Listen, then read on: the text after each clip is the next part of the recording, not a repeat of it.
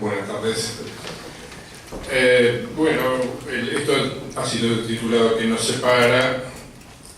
Primero se trató de definir qué es la grieta, luego se abordó el tema de la posverdad y abordó los medios de influencia, y ahora se intenta descubrir qué nos separa. Este es el título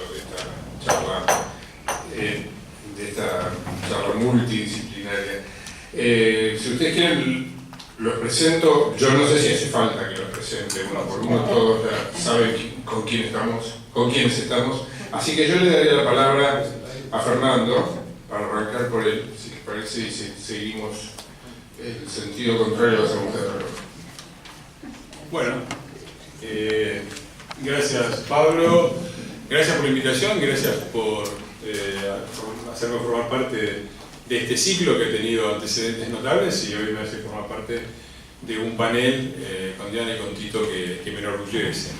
¿Qué nos separa? Es como yo creo que para poder responder a la pregunta hay que pensar en un positivo y un negativo, qué nos separa y qué nos une. Y yo voy a tratar de argumentar en contra de dos lugares comunes que me parecen muy extendidos en la sociedad argentina, para poder dar una respuesta. Dos lugares comunes extendidos es que nos separan diferentes proyectos de país, ¿no? Y el otro lugar común es que la unión es de por sí buena, ¿no? Para argumentar contra este último punto, que parece una obviedad, ¿no? La unión hace la fuerza, tenemos un montón de formas, a veces banales, a veces más inteligentes, de referirnos al tema de la unión como una cosa positiva en una sociedad, ¿no? Y mi experiencia, yo creo que cuando yo reviso mi experiencia histórica concreta como ciudadano argentino, no en abstracto, y pienso, a ver, cuántas veces desde que yo nací, hace ya 6 décadas, la Argentina estuvo unida atrás de un objetivo común, para usar el vocabulario, ¿no?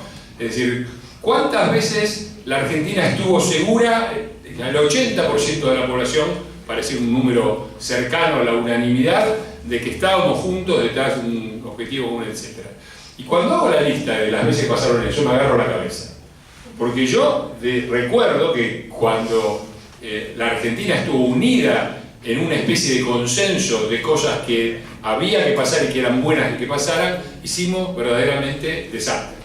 Yo recuerdo que había un consenso muy generalizado, no sé si del 80, del 70, pero había un consenso generalizado cuando yo me asomé a la vida adulta, a la adolescencia, un poco a la política, de que se venía el socialismo. En la Argentina se venía el socialismo y la discusión era sobre si iba a ser insurrección armada o grupo vanguardista, foquista, pero que se venía el socialismo a inicios de los 70, era un consenso en el que la absoluta mayoría de la sociedad argentina estaba de acuerdo.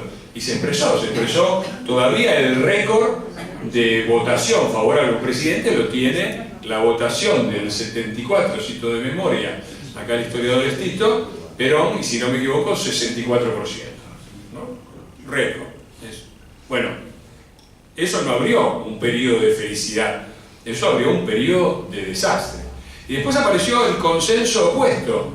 Curiosamente, la misma sociedad que poco antes estaba a favor de la revolución, casi cueste lo que cueste y caiga quien caiga, estaba de acuerdo que había que matarlos a todos porque no había forma, y hubo un consenso social, otra vez amplio y extendido, a favor de exterminar el problema de la guerrilla a como dice Lula. Y sobre eso vino otro que fue todavía más consensuado, que fue Malvinas. Otro momento en que los argentinos estuvimos todos juntos, unidos, atrás del mismo objetivo. Entonces, después podemos encontrar otros consensos mejores, desde luego la salida de la democracia, los 80 significaron otra cosa, pero por lo menos estos antecedentes de la década del 70 y el 80 nos ponen en guardia sobre la idea más elemental, que es todos juntos unidos las cosas van a salir mejor. Y hubo otros consensos, el consenso de los 90 acerca de que un dólar valía un peso y que la convertibilidad era intocable. Si las encuestas registran, pocos meses antes de la caída de la convertibilidad y del estallido del país, un consenso casi unánime a favor de mantener la convertibilidad, ¿no? Y si seguimos andando en la historia, también hasta hace poco otra elección récord a favor en este caso de Cristina Kirchner con el 54% y también otro nuevo consenso, menor que los demás, pero muy fuerte y muy fuerte. Entonces me parece que la idea de todos juntos unidos atrás del mismo objetivo es para tomar con pinzas. Y despierta mi primera sospecha, que es, ¿no será esto lo que nos separa? Porque, y ahí voy al segundo punto, la idea esta, que también, lo dice también el presidente, y yo en esto no estoy de acuerdo, ¿no? Todos juntos, unidos, podemos hacer mejor las cosas, etc., ¿no? Digamos, la idea que mejor resume todo esto es una expresión, una frase corta, que es, tiremos todos para el mismo lado. Tiremos todos para el mismo lado. Suena muy lindo. Ahora, ¿para qué lado? Porque yo tengo la sospecha que la plaza de ayer quiere tirar para un lado que no es el mismo al que quiere tirar los que convocaron a cero mucho diciendo la patria está en peligro. Y por lo tanto, si vamos a tirar todos para el mismo lado, ¿para qué lado tiramos? Esta idea, que es la que está también y la que estoy combatiendo en mi primera parte de la intervención y también ahora, es una idea que los argentinos tenemos muy arraigada, que es la idea de la unanimidad, de que la forma, lo que nos une es la unanimidad y por lo tanto un proyecto común de país. Y esta idea es la idea más peligrosa de todas, porque si nosotros pensamos lo que nos une es un proyecto común de país, empieza la discusión acerca de cuál proyecto es y de los varios proyectos en competencia. Si lo único que nos puede unir es ponernos de acuerdo en un proyecto común, aparece enseguida el que combate ese proyecto común como el antipatria, el enemigo de la patria. Entonces, esta idea de unanimidad me parece que es fundamentalmente la que nos separa. Curiosamente, porque lo que une a una sociedad madura, lo que une a una sociedad avanzada, lo que une a una sociedad verdaderamente, es exactamente lo contrario, es la ausencia de unanimidad, es el pluralismo, es la idea de que existen diferentes expresiones y diferentes proyectos de país, y a pesar de eso podemos vivir en una sociedad y convivir en una sociedad democrática con una sola condición, que respetemos las reglas por las cuales se regula ese disenso. Y esas reglas son muy simples. No se necesita un pacto de la Moncloa, no se necesita nada. Está la Constitución Nacional, que es la que regula la forma de dirimir esos disensos entre los diferentes proyectos del país. Y ahí hay algo que sí nos separa y que define, yo creo, la grieta. Quienes creemos en la ley, quienes creemos en la Constitución y quienes creemos en una sociedad pluralista que zanja sus diferencias a través del debate democrático, y quienes creen en la unanimidad y en que quienes no están de acuerdo con su proyecto de país son enemigos, son antipatrias, son aquellos que es necesario destruir. Este me parece que es el panorama en el que estamos y en el que estamos todavía debatiéndonos los argentinos, porque tenemos una historia muy trágica, muy larga, una historia que desde 1930 ha sido cooptada de alguna manera por dos grandes aparatos políticos surgidos ambas de una institución unánime que puede ser muy útil en su terreno. Estoy hablando del ejército argentino, que tiene una competencia específica en su terreno, pero que de ninguna manera puede ser un modelo de funcionamiento de una sociedad, porque está claro que una fuerza armada, por definición, tiene que ser unánime, ¿no? No puede haber una sociedad, una fuerza armada donde los diferentes batallones discuten acerca de la mejor táctica y en el caso de no ponerse de acuerdo, cada cual hace lo que le parece, ¿no? Las fuerzas armadas son de por sí una institución vertical, unánime y autoritaria. En 1930 tuvimos un golpe de Estado y en 1943 tuvimos otro golpe de Estado y tuvimos desde entonces una larga hegemonía política de dos fuerzas políticas surgidas del ejército argentino. Y eso creo que ha traído mucho de las confusiones que nosotros tenemos, porque si uno conduce un ejército, todo el arsenal que he tratado de poner por lo menos en cuestión en esta breve introducción es bueno.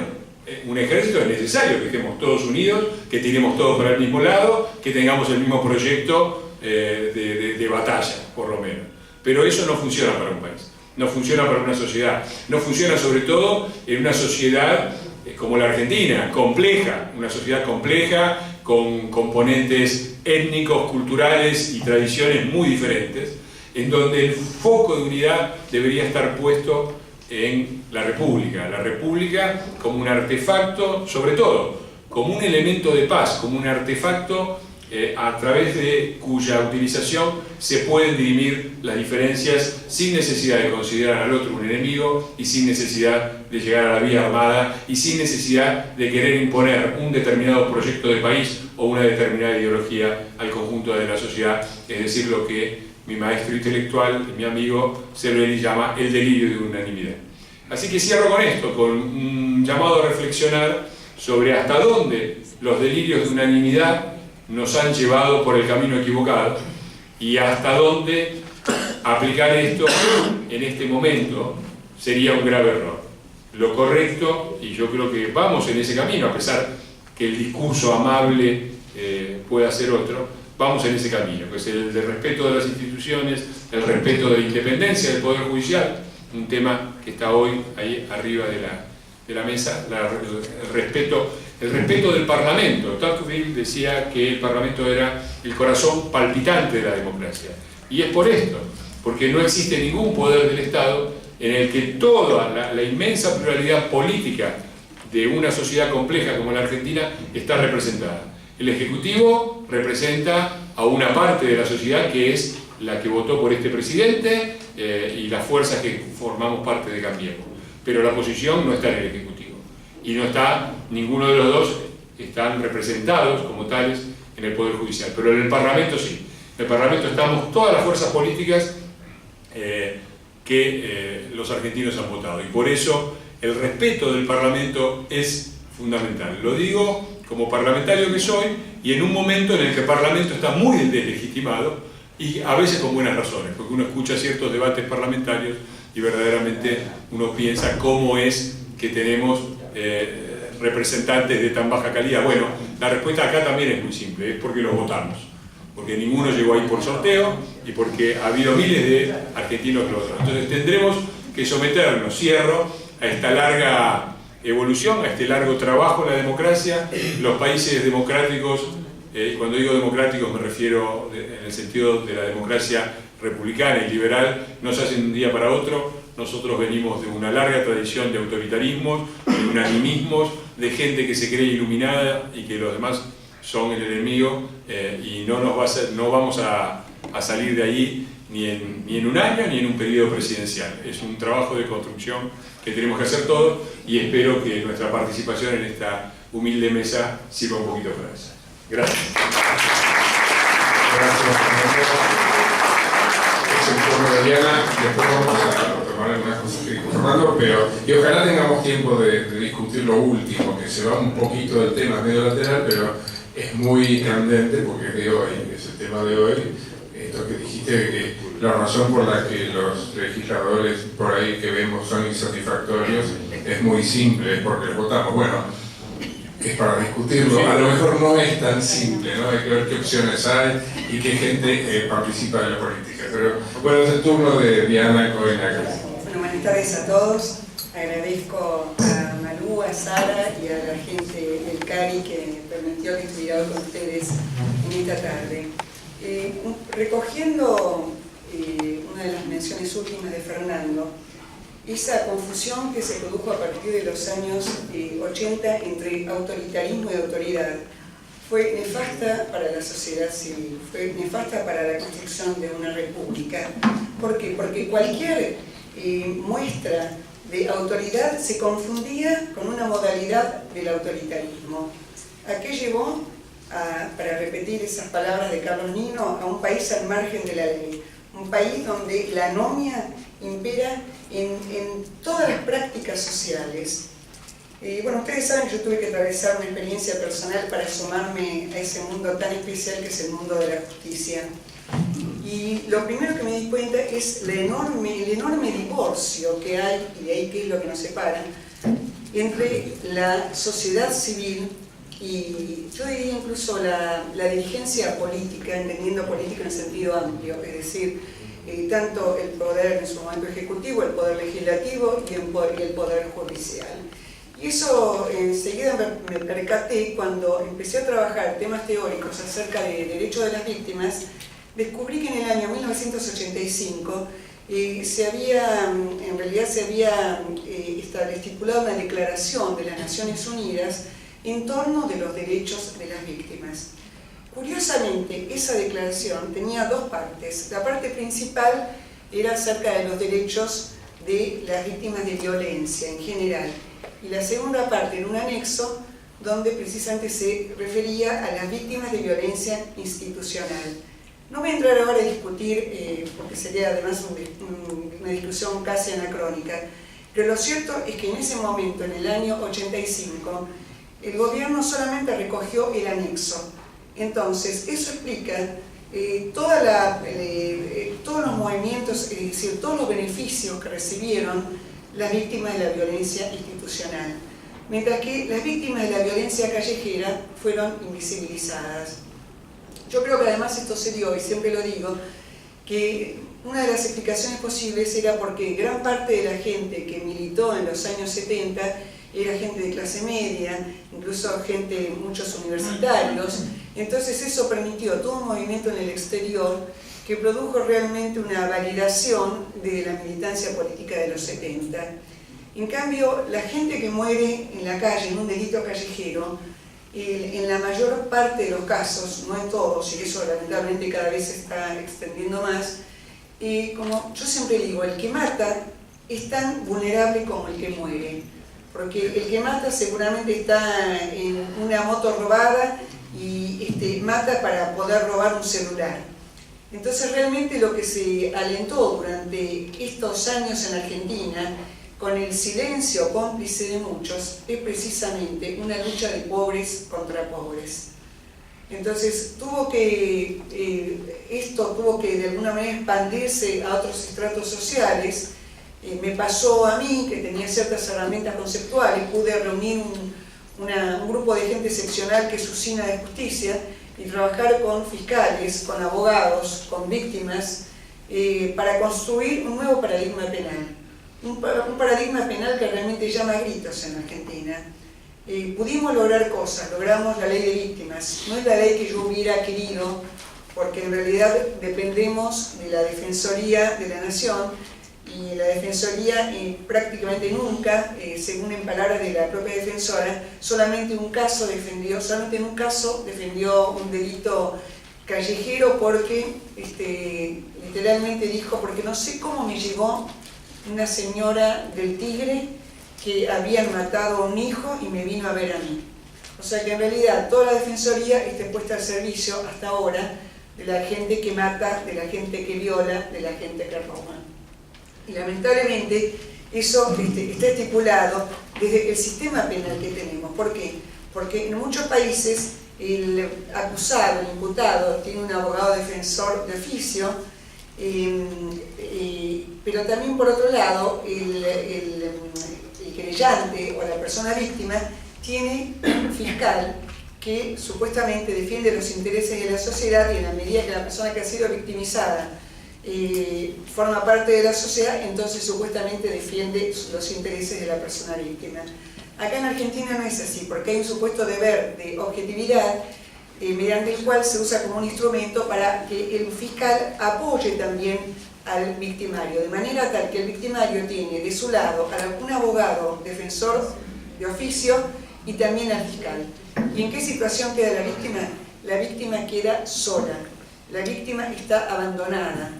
Y ahora, gracias a la ley de víctimas, bueno, por lo menos tenemos voz y nos pueden consultar y podemos por lo menos dar nuestro parecer.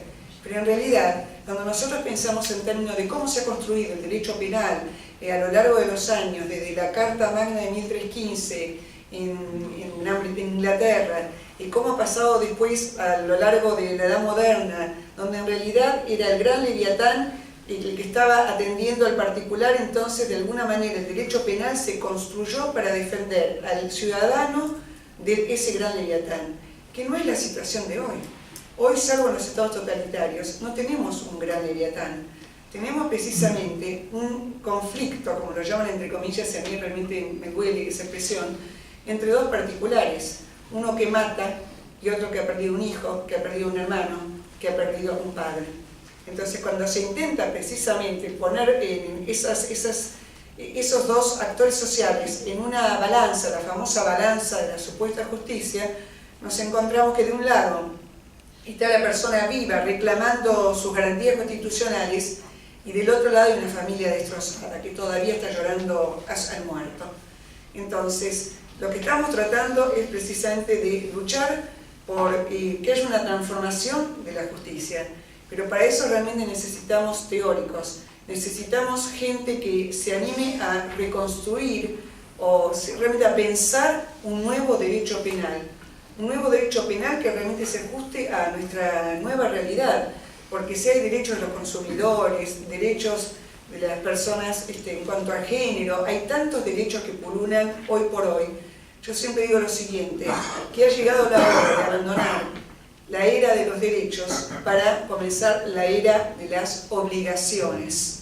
Y entre esas obligaciones precisamente está la de compensar a quien ha perdido a quien ha sufrido una pérdida, porque esa persona está sola, está abandonada por el Estado y es muy difícil seguir. Nosotros de Usina de Justicia tratamos de hacerlo, somos una entidad sin fines de lucro, cada uno puede llevarse un libro que yo traje para cada uno de ustedes y espero que entren en Usina de Justicia, que si nos pueden ayudar, nos ayuden, porque somos simplemente un conjunto de ciudadanos que estamos tratando de darle un sentido al sinsentido y también reconstruir una ética que se ha divorciado de la política. Bueno, gracias. Muchas gracias.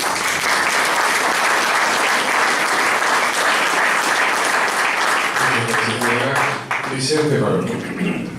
Bueno, yo primero quiero agradecer sinceramente al CARI por la invitación y me resulta muy grato compartir esta mesa con Diana y Fernando.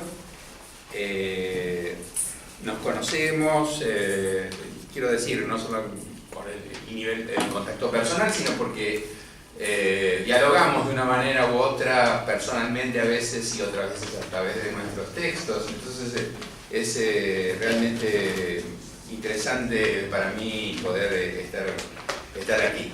Yo voy a leer porque quiero ser preciso y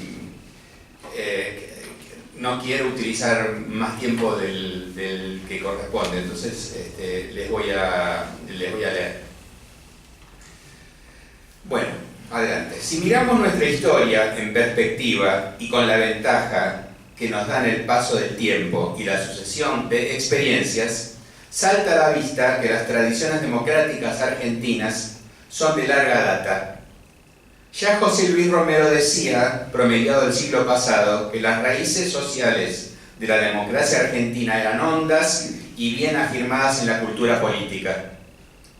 Dicho esto, hay que observar que esas tradiciones democráticas nativas se caracterizan por su heterogeneidad. En efecto, en la democracia argentina coexisten al menos dos almas. Aunque desde luego Argentina no está sola en esta característica, cabe señalar que varios países de la región gozan de tradiciones democráticas más homogéneas, como Uruguay, Brasil y Chile. No es el caso de Bolivia, claramente. ¿Esta es una ventaja o una desventaja? Por un lado, hace más difícil la convivencia política, cuando no, peor aún, la convivencia social. Por otro lado, la diversidad puede enriquecer a los componentes y ser capaz de plasmarse en formas institucionales que superen aquellas que las diferentes almas pueden dar de sí. Claramente, nuestro caso ha sido hasta ahora del primer tipo. ¿Cuáles son esas almas que les confieren heterogeneidad a nuestras tradiciones democráticas? La primera es la democrático-liberal. Esta orientación hace descansar la formación de la voluntad política en la pluralidad de los actores y en el gobierno de la ley. Tiene por norte el control del poder y su limitación, y es fuertemente institucionalista. La noción de derechos se instituye en la ley y en la comunidad política plural.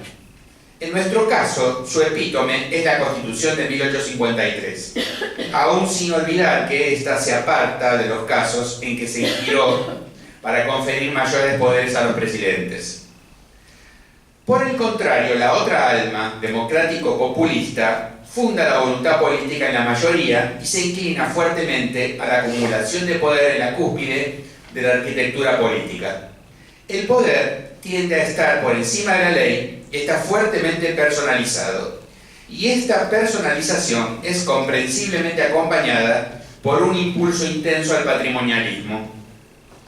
Puesto que, en teoría, la mayoría expresa la voluntad nacional y los liderazgos, en hipótesis, encarnan la voluntad mayoritaria, la vida política tiende a reducirse a la de un solo actor y los liderazgos confieren a las instituciones públicas a la vez una tonalidad monocolor y una plasticidad generadora de incerteza.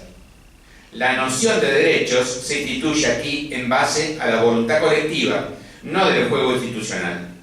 Mientras el alma democrático-liberal aprecia el pluralismo y la diversidad, el alma democrático-pluralista exige la uniformidad y la homogeneidad. Estas dos almas anduvieron a la greña desde el nacimiento de la segunda, a principios del siglo pasado. In extremis procuraron eliminarse una a la otra, causando un enorme daño colectivo. La mejor ilustración al respecto la constituye el periodo que va desde 1946 a 1973. Primero fue el alma democrático-populista la que arrinconó a la otra. El gobierno peronista concentró el poder de un modo inédito en la Argentina, persiguió a la oposición y modeló la ley a su antojo. A partir de 1955 fue la hora de la revancha. Los partidarios del alma democrático-liberal quisieron borrar a sangre y fuego a los peronistas y los privaron de derechos elementales. Como habían hecho los peronistas en 1949, quisieron contar con una legislación ad hoc para frenarles el paso definitivamente. Es claro que esta lucha, que desde 1946 nada tuvo de gloriosa, llevó a unos y otros a cometer monstruosas inconsistencias. En ese choque tan destructivo, las almas se traicionaron a sí mismas.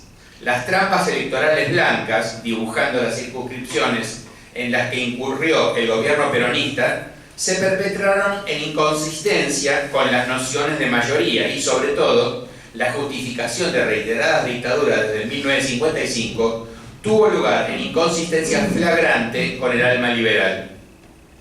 Muy raramente ambas almas se aproximaron. El abrazo Perón-Balbín de 1972 va más allá de un mero reconocimiento recíproco. Si bien se mira, constituye una legitimación recíproca de ambas almas, más allá de las dificultades conceptuales que su compatibilización supondría.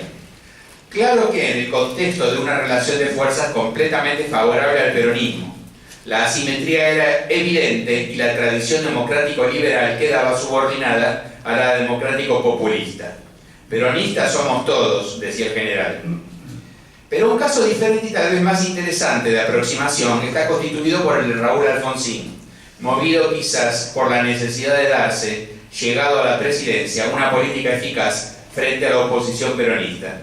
En efecto, por un lado, Alfonsín encarna el alma democrático-liberal. Después de todo, no es una nimiedad que hiciera la campaña electoral con el preámbulo de la Constitución Nacional en los labios. Pero por otro lado, interpela a los partidarios del alma democrático-populista al enumerar los movimientos y las figuras que la componen y al imaginar un tercer movimiento histórico. A diferencia de la aproximación protagonizada por Balbín y Perón, la de Alfonsín tenía la audacia de proponerse como síntesis. ¿Síntesis imposible? En todo caso, la propuesta naufragó en el mar tormentoso que vapuleó a su gobierno. De ahí en más, los gobiernos de cuño democrático populista y sobre todo el de los Kirchner se esmeraron para protagonizar una versión de manual de los peores vicios de esa alma. Lo que queda claro es que este ciclo toca su fin y se ha abierto muy probablemente un ciclo democrático liberal de largo alcance. Es imposible saber si podrá presidir gobiernos exitosos.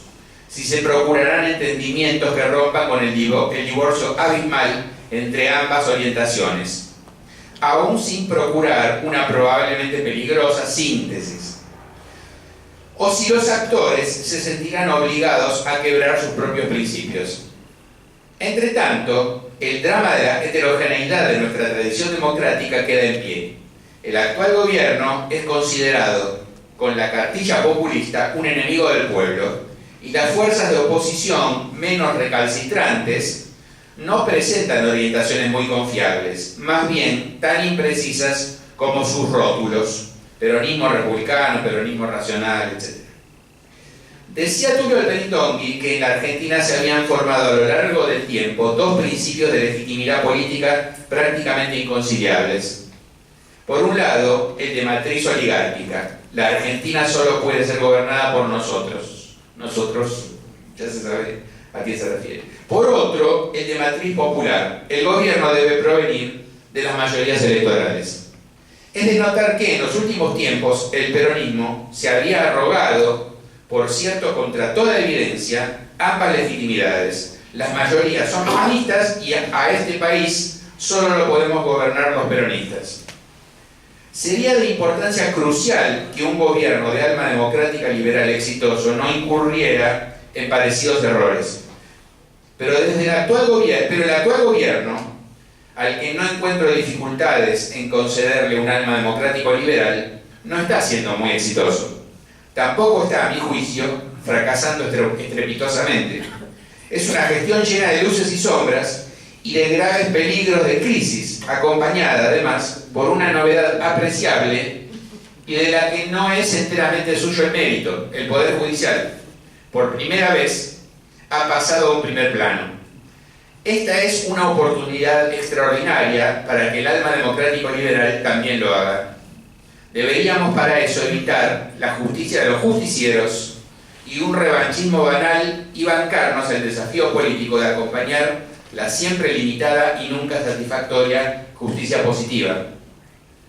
Diría que podemos establecer una línea de separación complementaria a la de las dos almas, en torno a las percepciones diferentes sobre el capitalismo. Es interesante porque se configuran así dos modos de relación entre capitalismo y democracia, tomando en cuenta las dos almas y tomando en cuenta las dos percepciones sobre el capitalismo. En última instancia, para el alma populista, el capitalismo es un mal, algo de lo que, en el mejor de los casos, hay que aprovecharse sin cuidarlo demasiado. Y el poder político puede actuar a voluntad sobre él.